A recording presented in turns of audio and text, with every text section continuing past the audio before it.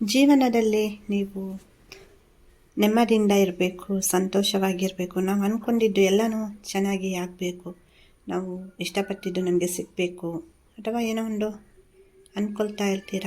ಅದು ನಿಮ್ಮ ಬಗ್ಗೆ ಇರ್ಬೋದು, ಅಥವಾ ನಿಮ್ಮ ಮನೆಯವರ ಬಗ್ಗೆ ಇರ್ಬೋದು, ಅಥವಾ ಮಕ್ಕಳ ಬಗ್ಗೆ ಇರ್ಬೋದು.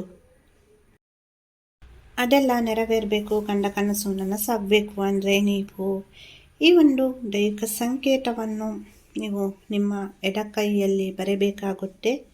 ಯಾವ ರೀತಿ ಬರೀಬೇಕು ಅಂತಲೂ ಹೇಳ್ತೇನೆ.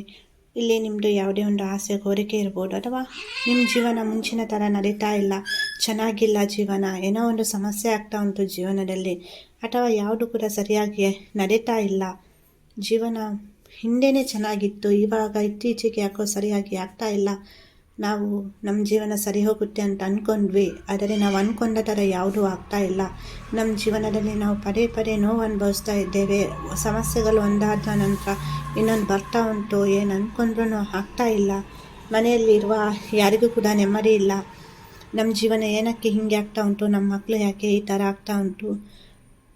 ಇದನ್ನು ನೀವು ನಿಮಗೋಸ್ಕರನೂ ಮಾಡ್ಬೋದು, ನಿಮ್ಮ ಮನೆಯವರಿಗೋಸ್ಕರನೂ ಮಾಡ್ಬೋದು, ಮಕ್ಕಳಿಗೋಸ್ಕರನೂ ಮಾಡ್ಬೋದು, ಪ್ರೇಮಿಗಳು ತನ್ನ ಪ್ರೇಮಿಗೋಸ್ಕರನೂ ಮಾಡ್ಬೋದು.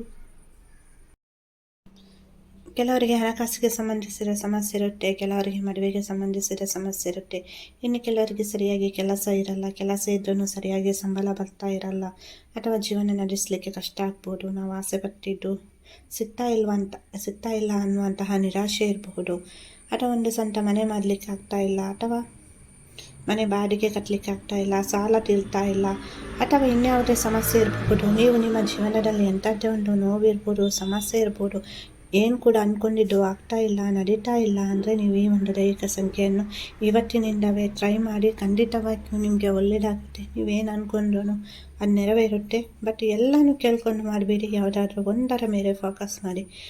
ನಿಮಗೆ ಹಣಕಾಸಿನ ಸಮಸ್ಯೆ ಇದ್ದರೆ ಅದರ ಬಗ್ಗೆ ಕೇಳಿ, ಮಕ್ಕಳ ಮದುವೆ ಆಗಬೇಕು ಅಂದರೆ ಅದರ ಬಗ್ಗೆ ಕೇಳ್ಕೊಳ್ಳಿ, ಏನೋ ಒಂದು ಸಮಸ್ಯೆ ಉಂಟು ಅದರ ಬಗ್ಗೆ ಕೇಳ್ಕೊಳ್ಳಿ, ಆಸೆ ಕೋರಿಕೆ ಉಂಟು ನನಗೆ ಗೌರ್ಮೆಂಟ್ ಜಾಬ್ ಸಿಗಬೇಕು, ಅಥವಾ ಬೇರೆ ಏನೋ ವಿಷಯ ಇರ್ಬೋದು ನಿಮಗೆ, ನನಗೆ ಈ ಥರ ಹುಡುಗ ಸಿಗಬೇಕು, ಈ ಥರ ಹುಡುಗಿ ಸಿಗಬೇಕು ಅನ್ನೋದಿರ್ಬೋದು, ಅಥವಾ ಬ್ರೇಕಪ್ ಆಗಿದ್ದರೆ ಅದು ಸರಿ ಆಗಬೇಕು ಅನ್ನೋದಿರ್ಬೋದು. ನಿಮ್ಮ ಹುಡುಗ ಅಥವಾ ಹುಡುಗಿ ನಿಮಗೆ ಕಾಲ್ ಮಾಡ್ತಾ ಇಲ್ಲ ಅಂದರೆ ಅವ್ರು ಕಾಲ್ ಮಾಡಬೇಕು ಅಂತ ನೀವು ಇದನ್ನು ಮಾಡ್ಬೋದು. ನೋಡಿ, ಜೀವನದಲ್ಲಿ ಪ್ರತಿಯೊಬ್ಬರಿಗೂ ಒಂದೊಂದು ಆಸೆ ಕನಸಿರುತ್ತೆ, ಹಾಗೇನೆ ಸಮಸ್ಯೆಗಳು ಅನ್ನೋದು ಕೂಡ ಬೇರೆ ಬೇರೆ ಇರುತ್ತೆ.